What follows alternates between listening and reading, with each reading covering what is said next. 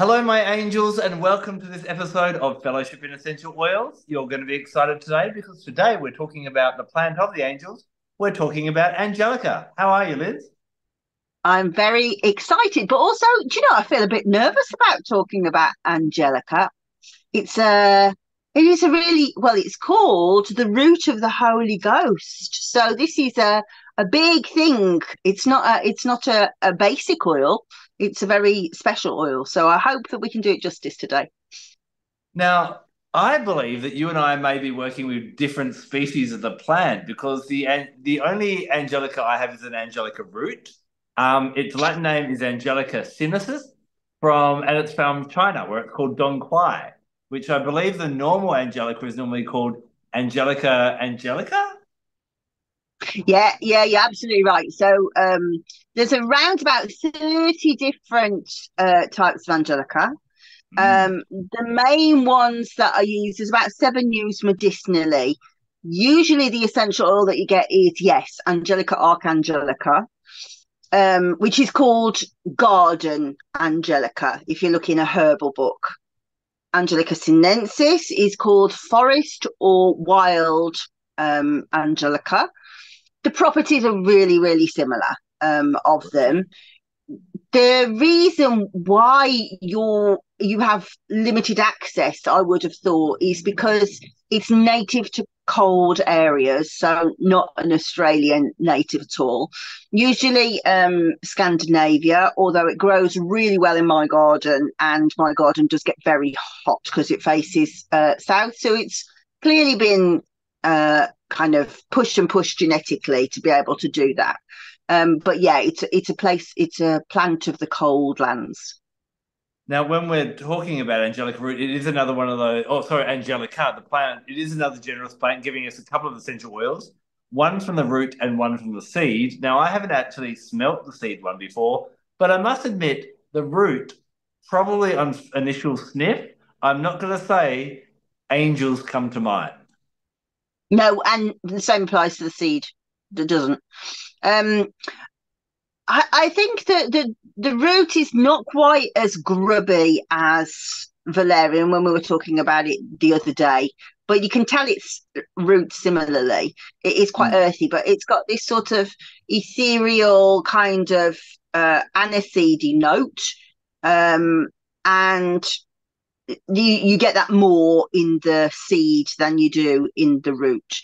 Um, there aren't huge differences between the oil, except for one fundamental difference in terms of safety, and that is that Angelica root is phototoxic. So we shouldn't use old oils of Angelica root. Angelica seed, I don't think is. And the reason why it oxidizes is that the chains kind of join together, they oxidize and then degrade. And you can actually see that happening with Angelica root oil. So when you get it new, it's kind of yellowy gold color, and then over time it goes sludgier and sludgier and sludgier till it's like the ones that I've got because I don't want to throw them away. That are like the bowels of a swamp. It goes really thick, a bit like murders when you've had it too long. It goes really thick and doesn't come out of the bottle. So, and unlike something like patchouli that gets better with age, Angelica definitely doesn't. It's probably got a shelf life of about 2 or 3 years. Mm. So let's start by looking at it physically. When would you reach for Angelica? A lot. So I was going to use a prop here as my prop. So it's easiest to understand Angelica through doctrine of signatures. Um, so those of you who don't know doctrine of signatures, the most famous proponent of it was Paracelsus in the 15th century, and what he talks about is that there are signatures in plants that sometimes give away what that plant will do. So actually, I should say, if you do you even know what an Angelica plant looks like? I believe I've seen pictures before. It kind of has a big splattering of flowers above it, doesn't it? A stalk and big splattering of flowers. Yeah, so that's in Angelica sinensis. Sorry, Angelica archangelica. Angelica sinensis is much, much smaller. Mm. So garden angelica, let's be easy with this, uh, grows to be absolutely humongous, around about 8 foot tall, and has this enormous spread of, yes, it's an umbellifera or an apiaceae, depending on old classification or new. So yeah, like an umbrella. And then on each flower, there's two little seeds. So it's a biennial. So the first year that it grows, I don't do a great deal, but you have this beautiful shoot that comes up. It's like a, we say yellow, but more like a chartreuse color, that sort of beginning of spring yellowy green color. It sprouts forth and the leaves go like a beautiful flying bird. And then you have this lots and lots and lots of leaves for the first year. And then the second year, you have this huge stem that comes up with these yellow flowers on top. So this is my moving up to the stem. So Doctrine of Signatures talks about the stem a lot because, and this is a good prop, like it's hollow like a pen is, and how it is faceted around the sides. And plants that have that hollow stem and that faceting are good for things in the body that are similar to that. So the tubules of the body. So anything that fluid moves through is helped by Angelica. So importantly, we will say the lungs, the circulation, the urinary tracts, the lymphatic system. So anything that moves fluid through, that's a place you will use Angelica. And the reason for that is it has this sort of melting effect on things that are sticky or stuck. And interestingly, if you break the stem, it has a sticky sap that will burn you. So it even has that stickiness in the plant. So most importantly, actually, so maybe you wouldn't know this, in England, it was used a lot in cakes when I was a little girl, and older than that, we had candied angelica. So on your birthday cake, you would always have glacé cherries, which are like bright, bright red, and then candied angelica to make the stalks. And they've got like an aniseedy taste. So they are really good for digestion, and in particular for slow digestion and for problems with peristalsis. So perhaps the most interesting thing about Angelica is as it moves things through the body, it's stimulating to the body, and I'll talk about that in a minute, but it stimulates everything. So what you'll get is the peristalsis speeds up, so you can go to the toilet more, you can wee more, but also then you stop having like that liver congestion, those headaches, all of those things that come with the toxicity of slowness. So it talks about how it stimulates. It's a very unusual medicine in that the energetics are odd. So whereas you would use something like peppermint to stimulate the body, you would also stimulate the mind when you did that. And likewise, if you use lavender to calm the body, your mind will calm too. Angelica is different. It stimulates the body but calms the mind. So if somebody has had long-term stress or is incapacitated after medical treatment and is in a weakened state, then we get this stimulation of the body, so it start wanting to eat again, for example, but also the body stays calm, because if you use something like peppermint on somebody in that kind of weakened state, sometimes it can just be agitating, they're not they're not naturally wanting, they don't want to be anything but calm, but you want their body to be stimulated. And Angelica does that. This applies to the root and the seed. So another way that it can be really helpful is if there is spasm in the body. So, for example, gastric spasm, colic, any kind of diarrhea where it's going like that. But also bronchial spasm, so things like asthma, all of those things kind of relax down. Another area that I use it for a lot is nasty periods. And by nasty, I mean ones that are painful, but excuse the graphic nature, ones that are really clotted, and problems with fibroids where there's this thick blood and it's very painful to secrete. It slows it really sort of loosens it and lets it flow more easily. And in the same way, if somebody,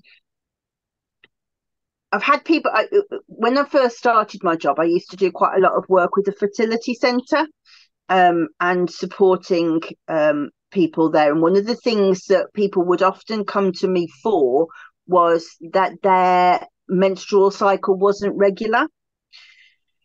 So that's important, because once you have secreted the egg from the fallopian tube, what makes progesterone, the ovaries make progesterone, but progesterone's also made from the actual eggshell, the corpus luteum. So as the corpus luteum breaks down, that secretes progesterone, and you need to have a decent, I'll use the word period, wrong use, but a decent period of time for that to raise enough progesterone. So if somebody's got a short cycle, then that makes it very hard for fertility. And the Angelica oils are really good for being able to make that 29-day cycle, the perfect number cycle. The problem that you have with it is that obviously as soon as you're pregnant, you want to stop using essential oils, and particularly this one. This is not one that you would want to use in pregnancy. So I always say to people, if you're doing that kind of work and you're trying to get your cycle into shape, do it before you go start having your treatment, because otherwise it's a very expensive mistake to make, emotionally and financially expensive, because what Angelica root will do is contract the uterus. So traditional herbalism uses it to help expel the placenta. So you certainly don't want to be using that at the beginning of a period. And what else? I love that, how you kind of gave that analogy that I find is really helpful. Just anywhere where there's a tube in our body where things are not flowing through it as it should, whether it be blood, whether it be digestive, whether it be the female reproductive system, the urinary system, that's where you reach for your Angelica. Now, I'm guessing topical use would be the best way for all these kind of challenges we might have. Yeah, definitely. Yeah. But it kind of, there's lots of different ways to do that topical use. So, for example, if you had got these stomach problems that we've talked about, yes, you could use it diluted into some carrier oil and massage it on and do an abdominal massage, which I'm a big fan of. But also, you could do a compress or on the tummy. So, soaking a warm cloth in some warm water with a few drops of essential oil and then squeezing it out, or putting, the other way I like to do it is to put the massage oil on with the carrier oil onto the area, and then put the compress on top, or put a hot water bottle on top. So it really pushes it through. So compresses are really helpful for that kind of thing, particularly for the painful periods. You know, it really helps just kind of relax everything while the oil does the job. And with its ability to stimulate the body but relax the mind, I got it the right way around, didn't I? Yes. Yeah. Yep. I think about how many people are feeling challenged with things such as exhaustion, burnout, and fatigue. would Angelica work well in these situations as well? Yeah, absolutely. Yeah. Where somebody, well, I'm in this place now after having been looking after my husband being ill for such a long time now. I can't stop, but I can't stop doing what I've got to do because he is really poorly, and this is what happens when somebody's so ill. So it's really good for carers. It's really good also for the people that are sick because it really calms the mind down. It stops you worrying about what's coming ahead. Actually, it's something that is used a lot in hospice care because it's very good for transitions and for easing the heart, but also, well, we've talked about how there's like a tube. Think about how there's the analogy of the tunnel, you know, that Yeah. you're going to be looking for the light at the end. There's still that kind of medicine that comes that we take away any blockages so there's a smooth transition through. Hmm. Now, obviously, with its name Angelica, are you aware of anywhere where it's worked its way into mythology or being linked to the actual angels at all? Yes. Are you asking me because you know one or not? No, I don't on this one. As I said, I'm not much use this week. I can talk a little bit about the spiritual aspects and what I find it to be really good What for, am I but rubbish? I'll just do it. I'll just do it all this week. I might go out and have a coffee and I'll come back. Do it, do it. Yeah. Actually, so this is one that's stuck in my mind because when I read it, I was like, that is really wrong. How can that be true?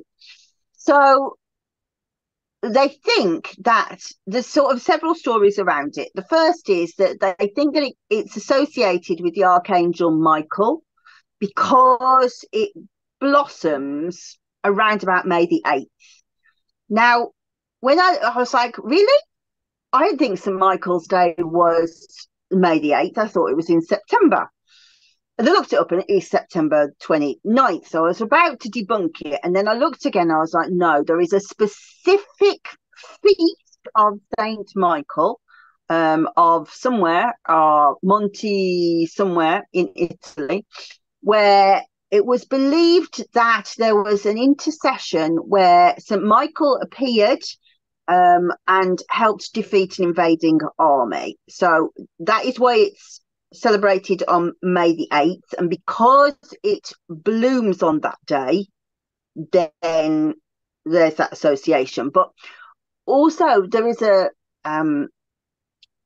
story that a monk in the 15th century had an apparition from St. Michael who told him that he should use Angelica to be able to treat the people of the bubonic plague.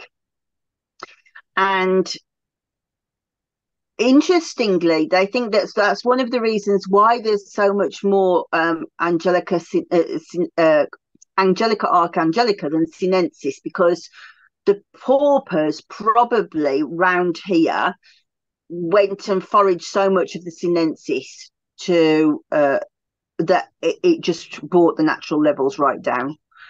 It doesn't really grow here wild anymore. But the medicine was to put a stick of a stem of into your mouth and to hold it into your mouth for the day. So how they didn't retch, I don't know. But there is a lot of evidence now about how it boosts the immune system. So that if that was true that they had that apparition, that's really interesting. So but also there are some suggestions that it may have been the Archangel Gabriel. It's not written anywhere else, but I can't see what. It seems to me it's associated with Raphael. He's the healing archangel. Michael's the one that cuts, that is the defender, you know. But the ancient medicine. So if you look at like really old texts for India, going back to like the Rig Veda, all the others are gone now out of my head, but we're going about 5,000 years back, and they do cite it, and they use it ritually. And ritually means a different thing back then than it does now because it was before the divide between medicine and religion. So they would burn the root, and they believed that they were protected against all kinds of spirits. So that would be germs, but also malefic entities. And that would be the job of Archangel Michael in that situation. So I think that's probably where the association comes from. And as an oil, I do find that it is a really good one for that kind of cleansing and protecting type of energy as well. So if you pop in a diffuser and a spritzer for that, really, really great. Yeah, agreed. And Deborah Eisden talks about it in her book, which is called, I think, Vibrational Aromatherapy or something like that. But she talks about using it on the heart chakra. And she talks about how good it is for self-love and also not being angry at your soul's journey. So we all go through these times where, particularly at the moment, for obvious reasons, I think about how the body derails us from what we want to do. But it can be any entity within our life. It can be our emotions, whatever, derailing us from it. And it's very easy, particularly if you get a disease, to be angry at that disease. And Angelica root on the heart chakra, she says to put it on the front and the back of the heart chakra to allow this sort of integration between the subtle bodies and the physical bodies to start to understand, but you're learning something from this. You know, this is something important to you. This is not you being derailed. This is part of the soul journey. You were supposed to come here to learn from that. And so Angelica opens it to go, and so what are you learning? Also, I think Angelica is very good at going, so what part did you play in that, do you think? So sometimes we can go through times where we blame everything, blame the universe. One of my favourite statements is the universe is kicking me in the ass. And Angelica goes, and where were you in that, please? Yeah. And that's for me, that's very helpful because I have to be like shift my perspective and go, yeah, okay. So if somebody's got a victim tendency, that's very good. Another suggested use that I've seen written, although I've never used it for this, and I can't attest to it, but there's several people written about alcoholism, that it will curb the desire for alcohol, but also for the people who are codependent, that idea of what are you getting from this relationship? Because we all say, oh, it's always a toxic relationship, and it is usually a toxic relationship, but codependency goes two ways.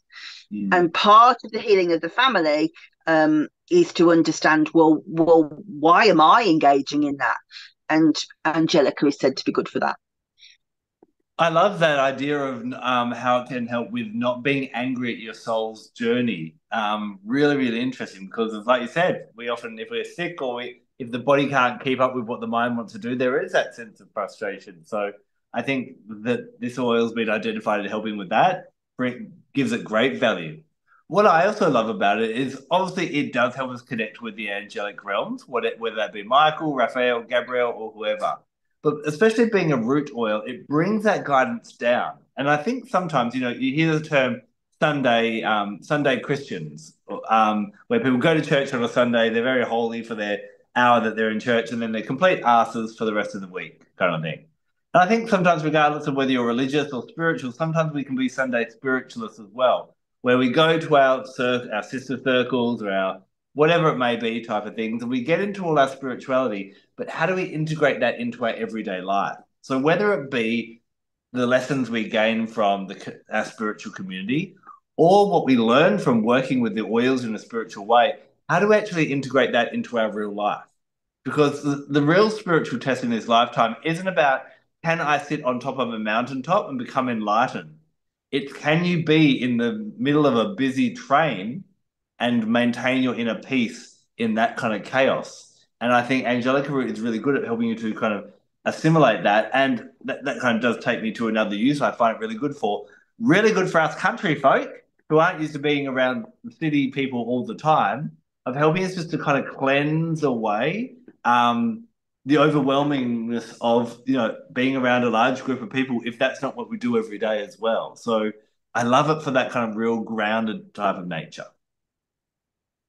Yeah, and I mean, it's interesting actually that I said about alcoholism because it is in a lot of different uh, cocktails.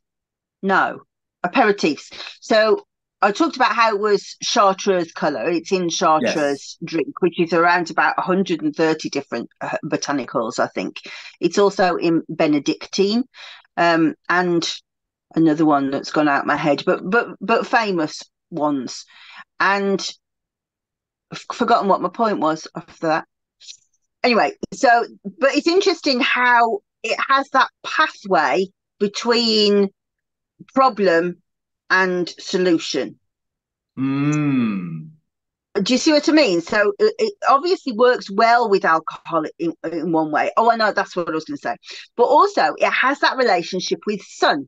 So it's a very, very bright, radiant plant. And those plants that have got phototoxicity issues usually have a huge amount of sun in them.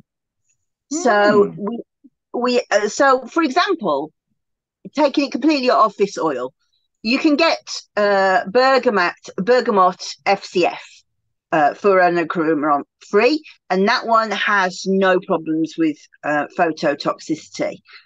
I absolutely hate it to see that listed for people who have got depression because the sunshine's just gone out of it. Yeah. It's just this beautiful radiance. So it is like the light at the end of the tunnel. So when we're talking about death, but also when we're talking about depression, I read, I don't know where I read it. It probably is Valerie Ann Warwood, but I don't know. I can't remember where I did. But she talked about the personality of somebody who was an Angelica type or somebody who needs Angelica as somebody who has lost the light in their life and they've lost spirituality in their life. They cannot feel it at all. And so, therefore, it's hard for them to see joy. And so, if you give this idea of you're using the root of the Holy Ghost for somebody like that, suddenly this beautiful medicine of just angels lifting them out of the mire is very strong.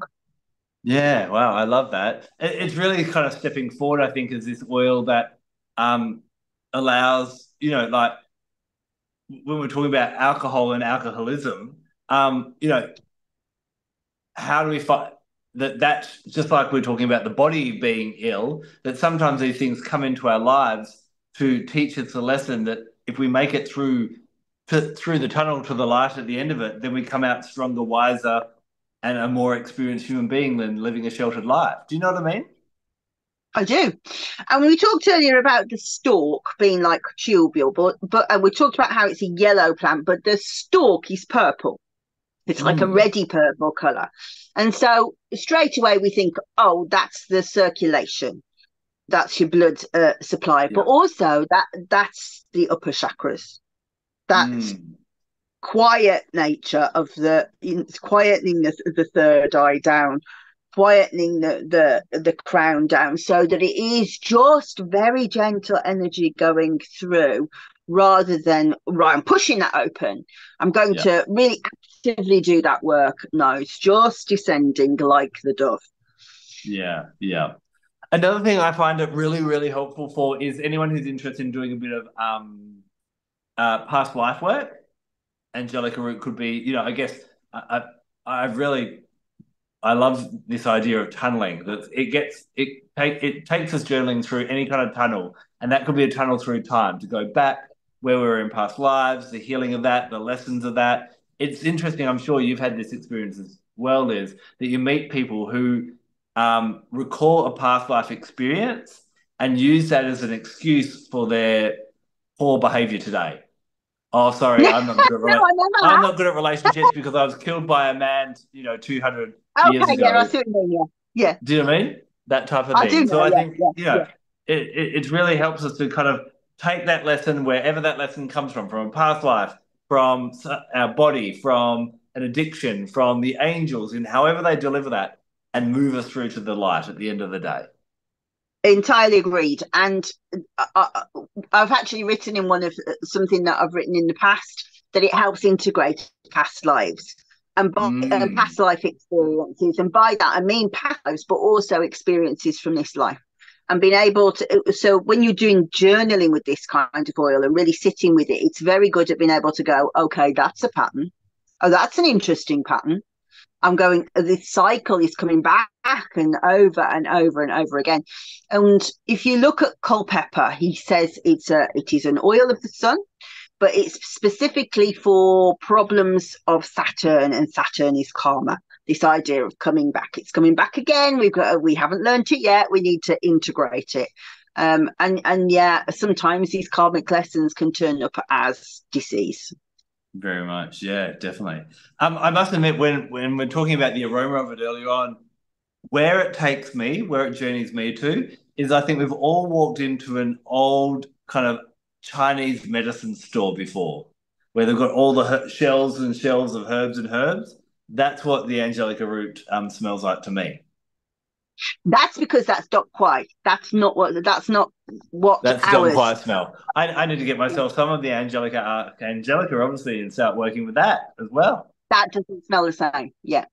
Yeah, interesting. Okay, yeah, the Don Quai really does have that kind of, and I think because Don Quai is prevalent in China, if you are doing past life work and you feel that you've got past lives, especially in the East, the Don Quai can be really, really good for that.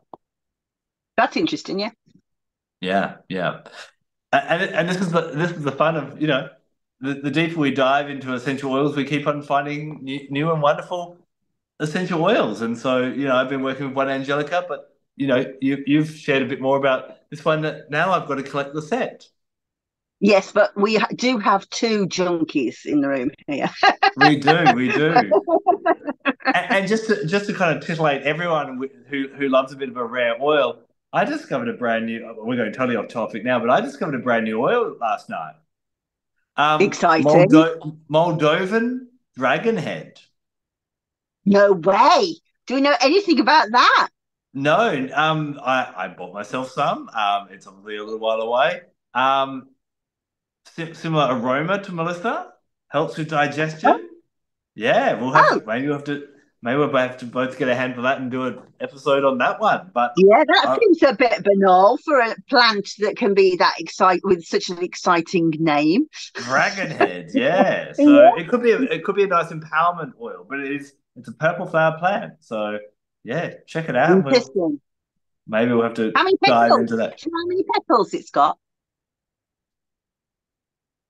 I remember looking at it. It's not a kind of like the flower is kind of a complex looking flower that could look a bit like a dragon if you closed one eye and squinted through the other type of Ah, thing. So right. Yeah, yeah, yeah, it's yeah, kind of yeah. longer and tubular and kind of could look like a dragon's face. So yeah. Yeah. So Oh, whoever's exciting. selling that oil, I should buy shares in that because everyone's going to Yeah, try and.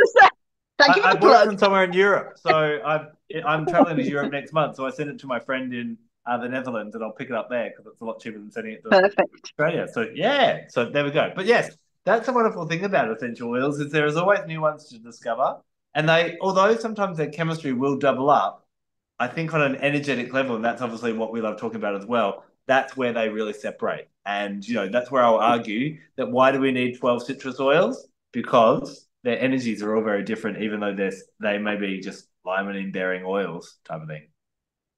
Yeah, but we don't need them all the time. No, no, no, no. But we have to have them all in our collection just in case we need them all the time. Just in case. So with Angelica root, let's talk about chakras. Where would you place it for chakras, personally? um, well, definitely crown, crown and heart, but also actually third eye. Okay. Yep. I'm going to go a lot deeper than that. I'm going to go beyond the base, even Earthstar, the Incarnator chakra, which is said to help connect us to our ancestry, our clan, our heritage, and that type of thing as well. I feel because of that rootedness that I've worked with the Angelica root, it definitely it's not just a base chakra one. It's definitely a lower that Earthstar, Incarnator, that type of thing. Planetary wise, where would you put it? I'm going to agree with Culpepper that Sun. The sun. Yeah. Sun and Venus. Yeah.